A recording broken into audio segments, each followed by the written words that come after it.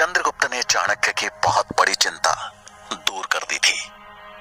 धनानंद के द्वारा मिले अपमान का बदला चाणक्य को अब इस बालक में दिख रहा था, जिसके चेहरे का तेज उसके भावी राजा बनने की गवाही दे रहा था। इससे पहले कि चाणक्य उस बच्चे से उसके परिवार, उसके कुल के बारे में पूछते, उस बच्चे ने हाथ जोड़ते हुए उनसे कहा, क्षमा करें, मुझे जाना होगा। समय पर लकड़ियां लेकर नहीं पहुंचा तो दंड निश्चित है। चाणक्य ये सुन थोड़ा चकित रह गए और उन्होंने उस बच्चे से सवाल किया, कौन देगा तुम्हें दंड? किस गुरुकुल से हो? गुरु कौन है तुम्हारा? चंद्रगुप्त ने उनकी तरफ हैरानी से देखते हुए बोला, गुरु नहीं, मेरा कोई गुरु नहीं है। मैं तो गुलाम हूँ, अपने मालिक के वहां मजदूरी करता हूँ। चंद्रगुप्त का जवाब सुन चाणक्य के हृदय में उसके प्रति सम्मान मानो और बढ़ गया।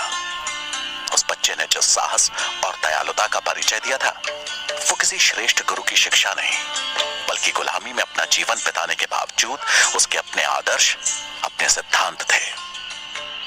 छोटे चंद्रगुप्त ने हाथ जोड़ते हुए अपनी कुल्हाड़ी उठाई और जाने लगा। चाणक्य ने उससे पूछा, कौन है तुम्हारा मालिक? मैं उससे मिलना चाहता हूं। मैं तक्षशिला विश्वविद्यालय का आचार्य हूं। मैं चाहता हूं कि तुम मेरे साथ तक्षशिला चलकर अपनी शिक्षा पूरी करो। उस बच्चे ने पास ही रखे अपने से 2 गुने वजन के लकड़ी के गट्ठर को उठाते हुए मुस्कुराकर कहा, आप तक्षशिला के आचार्य हैं? मैं भी पढ़ना चाहता था, लेकिन शायद वो मेरे भाग्य में नहीं है। आप मेरे मालिक मन्ना देव से मिल सकते हैं, लेकिन मुझे लगता है आपकी कोशिश बेकार जाएगी। ये सुन चाणक्य ने उत्सुकता से सवाल किया, क्यों? बेकार क्यों जाएगी? चंद्रगुप्त ने उत्तर दिया, क्योंकि मन्ना देव अपने गुलामों को इतनी आसानी से नहीं छोड़ते। फिर भी अगर आप प्रयास करना चाहते हैं तो मैं आपको नहीं रोकूंगा। चाणक्य उस बच्चे की बात सुनकर मुस्कुराए और बोले, चलो देखते हैं आज तुम्हारे मालिक की जीत होगी या मेरी। ऐसा कहकर वो चंद्रगुप्त के पीछे पीछे उसके गांव की तरफ चल दिए।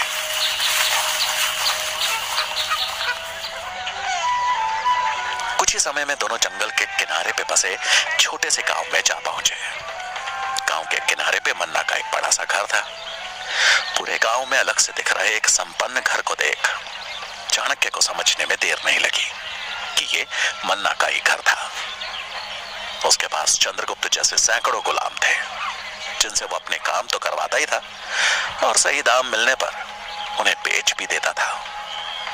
आज के दिन भी मन्ना के गुलामों की बोली लग रही थी। काफी मोल भाव के बाद एक व्यापारी मन्ना के 10 गुलाम लेकर वहां से निकल गया। ये नजारा देख चाणक्य को समझ तो आ गया कि मन्ना इतनी आसानी से चंद्रगुप्त को उन्हें नहीं सौंपने वाला। धनराशि गिनते हुए मन्ना की नजर जैसे ही चंद्रगुप्त पर पड़ी तो उसके चेहरे की खुशी को क्रोध में बदलते हुए देर नहीं लगी। वो जोर से चिल्लाया, रात दिन निकाल दिया जंगल में और वो भी इतनी सी लकड़ियों के लिए। कल तक इसकी 5 गुना लकड़ियां लाएगा तभी भोजन को हाथ लगाना। मन्ना की बर्बरता राजा धनानंद से कम नहीं थी। वो उतना ही क्रूर और निर्दयी था जितना कि धनानंद। चाणक्य तुरंत उसके पास गए और उसको नमस्कार करते हुए बोले, इस बच्चे का कोई दोष नहीं है, इसको क्यों सजा दे रहे हो? इसने तो मेरी जान बचाई है। मन्ना ने उपहास करते हुए कहा, आपकी जान तो बच गई, लेकिन मेरा तो नुकसान हो गया ना। चुका दीजिए मेरे नुकसान का मूल्य, मैं इसको भोजन दे दूंगा। चाणक्य ने विनती करते हुए कहा, मान्यवर, मैं तक्षशिला विश्वविद्यालय का आचार्य चाणक्य हूं। मेरी विनती है कि अगर आप इस बालक को मुझे शिक्षा देने के लिए मेरे पास सौंप दें तो एक दिन आपको आपका मूल्य का 100 गुना अवश्य मिल जाएगा। चाणक्य की बात सुन मन्ना जोरों से हंसा और बोला, व्यापारी हूं मैं, मुझे सपने ना ही दिखाएं तो बेहतर होगा। जिस दिन उचित धनराशि लेकर आ जाएंगे, ये क्या, इससे बेहतर गुलाम दे दूंगा। और आखिर क्या देखा आपको इस नकारे में? मन्ना की बात सुनकर चाणक्य बोले, मगध का भविष्य एक शिक्षक की नजरों से देखेंगे तो मगध का सम्राट, पर आप तो व्यापारी हैं और आपको इसमें बस एक गुलाम ही दिखेगा। चाणक्य को सुन मन्ना और वहां खड़े गुलाम जोरों से हंसने लगे। मन्ना ने चंद्रगुप्त को उसके बालों से पकड़ा और धक्का देते हुए कहा, ये और राजा, इसे राजा बनाओगे? दिन में चलते फिरते अच्छे सपने देख लेते हैं आप। चाणक्य से ये देखा नहीं गया और वो चंद्रगुप्त को जमीन से उठाते हुए गुस्से में बोले, सपने देखने का अधिकार उन्हीं को होता है जो उसे पूरा करना जानते हो, और ये मैं अभी सिद्ध कर सकता हूं। मन्ना ने कुटिल मुस्कान के साथ चाणक्य को देखा और कहा, कैसे करेंगे सिद्ध? चाणक्य ने उत्तर दिया, लड़ा लीजिए इस बालक को अपने किसी भी योद्धा से। ये विजयी हुआ तो मेरा शिष्य बनेगा, और अगर हार गया तो मैं भी आपका गुलाम बन जाऊंगा। ये सुन मन्ना ने अट्टहास किया और अपने सबसे ताकतवर गुलाम को चाणक्य के सामने खड़ा कर कर कहा, हरा दीजिए मेरे गुलाम माया देव को बगैर किसी हथियार के, और ले जाइए अपने भावी सम्राट को। मन्ना का इशारा मिलते ही मायादेव चंद्रगुप्त के सामने आ खड़ा हुआ। मायादेव की विशाल कदकाठी को देख चंद्रगुप्त घबरा गया। युद्ध शुरू होने से पहले चाणक्य चंद्रगुप्त के पास गए और उसके डर को कम करने के लिए उसके कान में कुछ कहा, और अगले ही पल चंद्रगुप्त और माया अखाड़े में एक दूसरे के सामने आ खड़े हुए। मायादेव ने पहला वार किया, लेकिन चंद्रगुप्त फुर्ती दिखाते हुए उसके प्रहार से बच किनारे की तरफ निकल गया। तभी वहां खड़े गुलाम ने चंद्रगुप्त को पकड़ वापस माया के सामने ढकेल दिया। माया ने फिर से उस पर वार किया, लेकिन चंद्रगुप्त एक बार फिर अपनी फुर्ती दिखाते हुए उसके प्रहार से बाल बाल बचा, और इस बार मौका मिलते ही उसने पूरी ताकत से मायादेव के घुटनों पे प्रहार किया। माया को एक पल के लिए झटका लगा। इससे पहले कि वो संभलता, चंद्रगुप्त ने उसी घुटने पे जोरदार दूसरा प्रहार किया। अब मायादेव का भारी भरकम वजन ही उसका दुश्मन बनने लगा। घुटने की चोट के चलते उसको चलने में दिक्कत होने लगी। चंद्रगुप्त अपना तीसरा प्रहार करता कि अचानक उसका ध्यान भटका और पलक झपकते ही वो माया के चंगुल में आ गया। मायादेव ने उसे हवा में घुमाया और एक तरफ किसी पत्थर की तरह फेंक दिया। वो जमीन पे जा गिरा। उस एक पल का भटकना चंद्रगुप्त को महंगा पड़ गया। चाणक्य ये देख थोड़ा निराश हो गए। मायादेव का वार देख मन्ना और वहां उपस्थित सभी गुलामों ने उत्साहित होकर हो हल्ला करना शुरू कर दिया। चंद्रगुप्त ने अपने को संभाला और उससे पहले कि मायादेव अगला वार करता, उसने उस शोर में दबी हुई दूर से आ रही एक चीख सुनी और तुरंत वहां से तेजी से भाग निकला। उसे भागता देख मन्ना चिल्लाया, अरे वो देखो आचार्य, भाग गया आपका राजा। अब हाथों में कमंडल नहीं, बेड़िया पहनने के लिए तैयार हो जाओ। ऐसा कहकर वो जोर जोर से हंसने लगा। चाणक्य को भी ये देख अचंभा हुआ, लेकिन उन्हें पता था कि चंद्रगुप्त डर से नहीं बल्कि किसी और कारण से वहां से भागा है। इससे पहले कि कोई कुछ समझ पाता, एक आदमी दौड़ते हुए वहां आ पहुंचा और मन्ना की तरफ देखते हुए बोला, आपकी पत्नी को वहां गौशाला में उस आदमखोर तेंदुए ने घेर लिया है। उनके प्राण संकट में हैं, जल्दी चलिए। ये सुनते ही मन्ना सन्न रह गया। चाणक्य को समझ में आ गया कि चंद्रगुप्त ऐसे क्यों अचानक भाग गया। मन्ना वहां से तेजी से गौशाला की तरफ भागा और उसके पीछे चाणक्य और बाकी लोग भी। इधर चंद्रगुप्त हवा की तेजी से भागता हुआ गौशाला के निकट आ पहुंचा। बाहर लोगों की भीड़ जमा थी। सभी चिल्ला रहे थे, कोई तो उसे बचाओ, अरे कोई तो अंदर जाओ। लेकिन गौशाला के अंदर जाने की हिम्मत किसी में ना थी। बिना समय गवाए चंद्रगुप्त गौशाला के अंदर प्रवेश कर गया। अंदर गायों के झुंड में भी अफरा तफरी थी। वो इधर उधर भागती हुई जोर जोर से हवा से लगा रही थी, पर उस आदमखोर तेंदुए को भला गाय से क्या मतलब। उसके मुंह पर तो मनुष्य के खून का स्वाद चढ़ चुका था।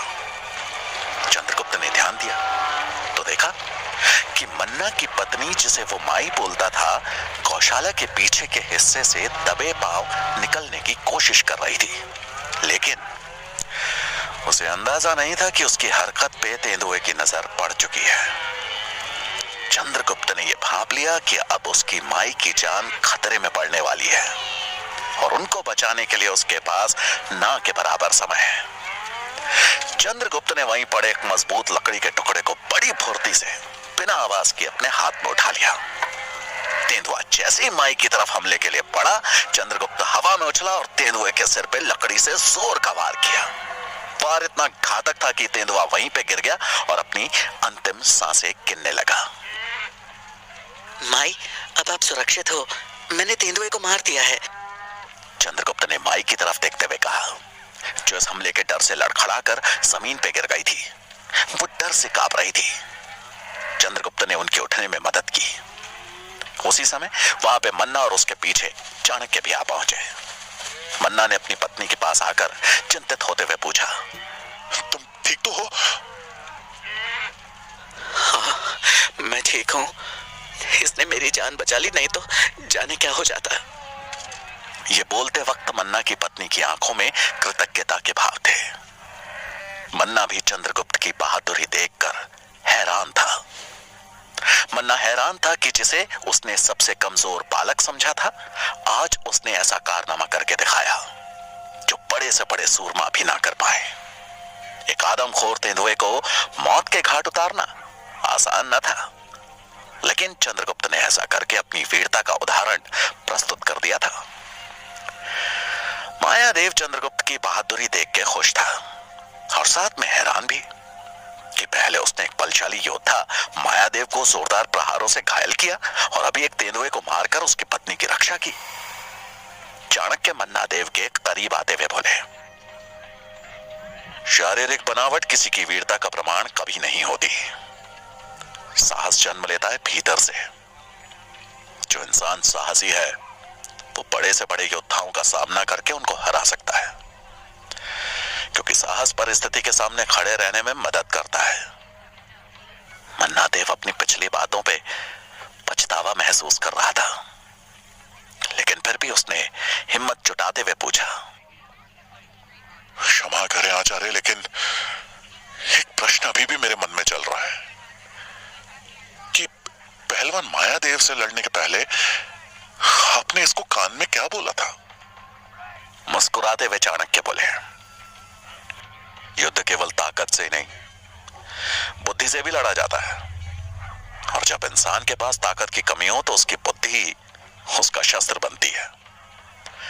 मैंने इसे बस एक युक्ति बताई थी कि जब इंसान का वजन अधिक हो और अगर उसके घुटनों पर वार किया जाए तो उसके शरीर का भार ही उसका दुश्मन बन जाता है और वो अचानक से कमजोर पड़ जाता है।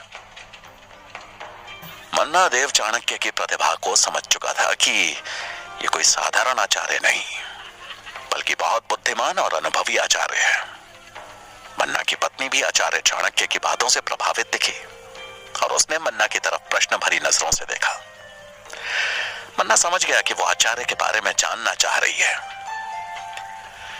ये तक्षशिला के आचार्य हैं और चंद्रगुप्त को अपने साथ ले जाना चाहते हैं, उसे शिक्षा दीक्षा देना चाहते हैं। मन्ना की बात सुन उनकी पत्नी ने कटाक्ष किया, और आपने अपने गुलाम की आजादी की कीमत मांगी होगी, पर आचार्य ने ना सही। मेरी जान बचाकर चंद्रगुप्त ने अपनी आजादी की कीमत चुका दी है। इसे आप जाने दे, ये गुलामी के लिए नहीं, गुलामी की जंजीरें तोड़ने के लिए बना है। चाणक्य ने कृतज्ञता भाव से मन्ना की पत्नी की तरफ देखते हुए कहा, बहुत बहुत धन्यवाद आपका।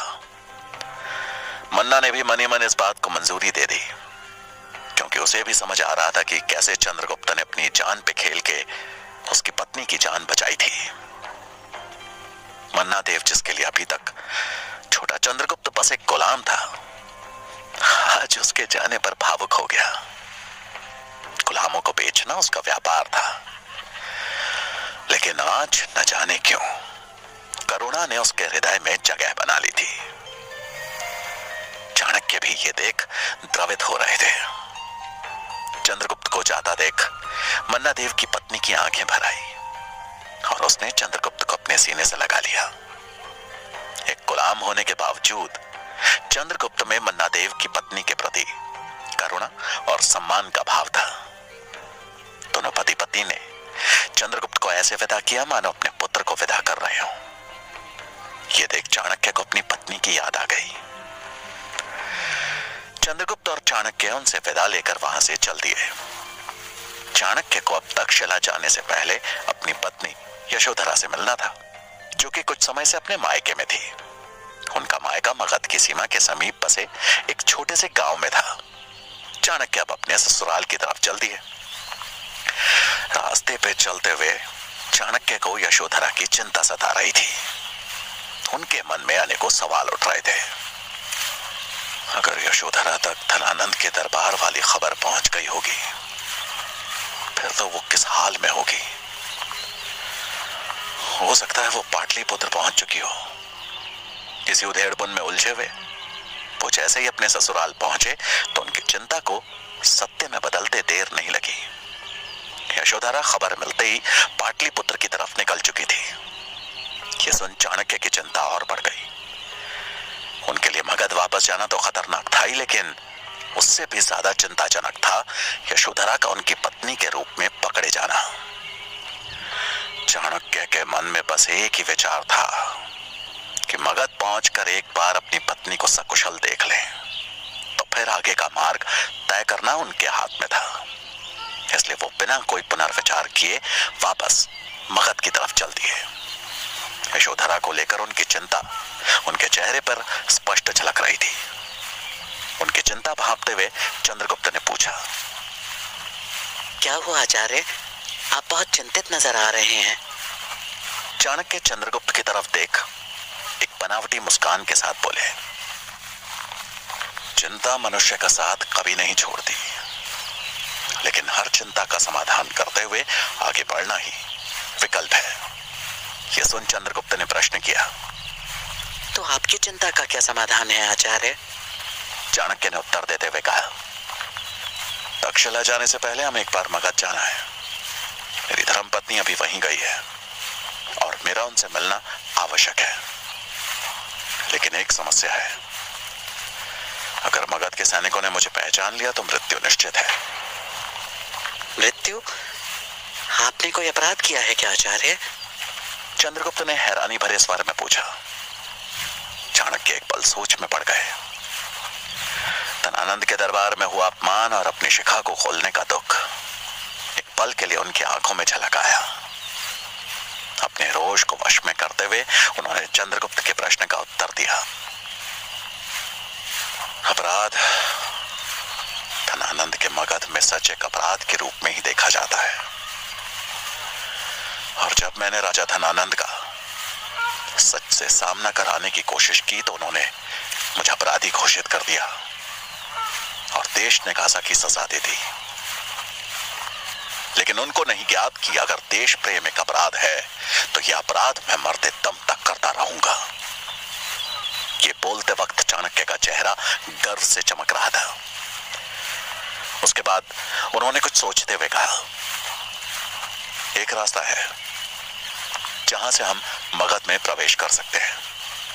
उस द्वार पे सुरक्षा सबसे कम रहती है। ऐसा कहते हुए दोनों मगध की तरफ बढ़ चले। चाणक्य जैसे जैसे मगध के करीब बढ़ रहे थे, अपमान के रोष के साथ पत्नी की चिंता भी बढ़ती जा रही थी। मगध की सीमा के समीप ही एक जगह ठहरकर चाणक्य ने सीमा का मुआयना किया और पाया कि अब इस हिस्से पर भी सुरक्षा दुगनी कर दी गई थी। धनानंद के सैनिक अपने हाथों में तलवारें लिए अंदर जाने वाले हर शख्स से कड़ी पूछताछ कर रहे थे। यह देख चाणक्य को समझ में नहीं आ रहा था कि यह सुरक्षा सिकंदर के खतरे को भांपते हुए बढ़ा दी गई थी या फिर उनकी चुनौती ने राजा धनानंद को सच में हिला दिया था। चंद्रगुप्त ने सीमा द्वार की तरफ देखते हुए पूछा, आचार्य, यहाँ तो बहुत कड़ी सुरक्षा है, इनसे लड़े बगैर अंदर प्रवेश करना मुश्किल है। चंद्रगुप्त की बात सुन चाणक्य कुछ सोचते हुए बोले, शस्त्र उठाना हर समस्या का हल नहीं होता चंद्रगुप्त। जब मुसीबत बुद्धिमानी से हल होने वाली हो तो शस्त्र उठाना मूर्खता है। यह कहकर चाणक्य ने वहां पास ही में दिख रही कुछ जड़ी बूटियों को पीसकर उनका लेप तैयार किया और एक वैद्य का भेष धारण कर चंद्रगुप्त को साथ ले मुख्य द्वार की तरफ बढ़ गए। चाणक्य भी अन्य नागरिकों की तरह कतार में लग गए कि तभी एक सैनिक ने कतार में उनके आगे खड़े पुरुष को अचानक से कुछ पूछताछ के बाद बंदी बना लिया। ये किसी को समझ में नहीं आया कि उसका कसूर क्या था, लेकिन चाणक्य समझ गए कि ये जरूर किसी राज्य का कोई गुप्तचर होगा और शायद इसी की तलाश के लिए आज इतनी कड़ी पहरेदारी लगाई हुई है। लेकिन अब बारी थी चाणक्य की। इससे पहले कि वो सैनिक चाणक्य से कोई प्रश्न करता, उन्होंने उसके सामने लेप रखते हुए उसे नमन किया और बोले, इससे पहले कि आप मुझसे प्रश्न करें, मैं आपसे विनती करता हूं कि अपने हाथ पर हो रहे इस घाव पर ये लेप लगा लें। मेरी चिकित्सा विज्ञान की शिक्षा कह रही है कि अगर इस घाव का जल्दी ही उपचार नहीं किया गया तो ये घातक बन सकता है। आप एक कर्तव्यनिष्ठ सैनिक हैं और एक आचार्य होने के नाते मेरा प्रथम दायित्व है मेरे और मेरे परिवार की रक्षा कर रहे सैनिक की हर संभव सहायता करना।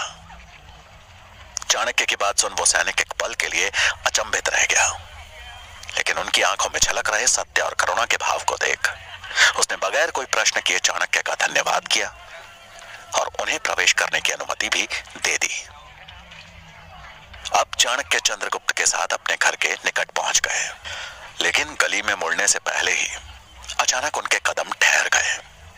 चंद्रगुप्त ने हैरान होते हुए पूछा, क्या हुआ आचार्य, आप यूं अचानक रुक क्यों गए? चाणक्य ने इधर उधर देखते हुए कहा, धनानंद के गुप्त सैनिक मेरे घर के आसपास हो सकते हैं, जो संभवतः मेरी ही प्रतीक्षा कर रहे होंगे। तो अब क्या करें आचार्य? चंद्रगुप्त ने कहा, एक उपाय है, तुम एक भिक्षुक के वेश में मेरे घर जाओ। अगर कोई सैनिक यहाँ पे पहरेदारी दे रहा होगा तो खुद ही पता चल जाएगा। चाणक्य ने चंद्रगुप्त की तरफ देखते हुए कहा।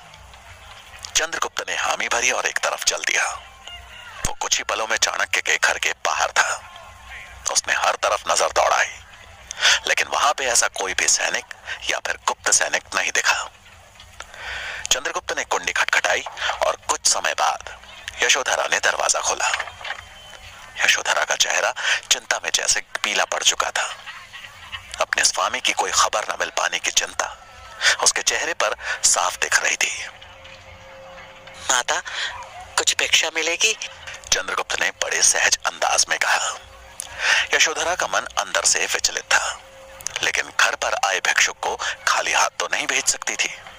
उसने एक मुस्कान के पीछे अपने दुख को छिपाया और चंद्रगुप्त को देखकर बोली, अवश्य पुत्र, घर में थोड़ा अनाज है, मैं लेकर आती हूँ।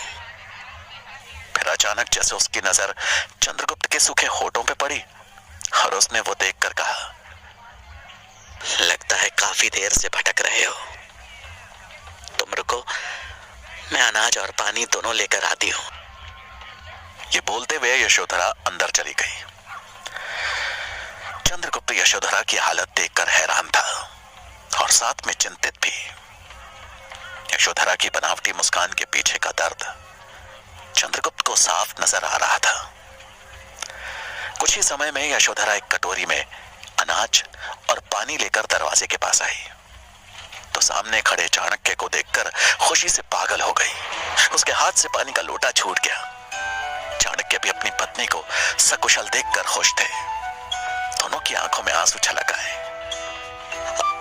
आप कहाँ थे? आप, मैं कितनी चिंतित थी, कहाँ चले गए थे आप? और ये बच्चा, ये आपके साथ है? यशोधरा ने अचानक से जैसे प्रश्नों की पहाड़ सी लगा दी। अपनी चिंता जताते हुए चाणक्य बोले, लेकिन तुमको यहां नहीं आना चाहिए था यशोधरा।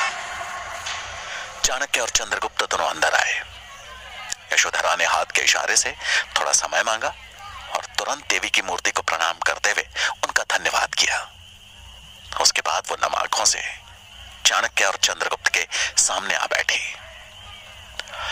चाणक्य ने अपनी पत्नी के सवालों का एक एक करके उत्तर दिया और धनानंद के दरबार में हुए अपमान और फिर चंद्रगुप्त के मिलने के बारे में सब कुछ विस्तार से बताया और फिर अंत में कुछ सोचते हुए बोले, यशोधरा, मुझे लगता है कि ज्योतिष माध्वाचार्य की भविष्यवाणी सच होने वाली है।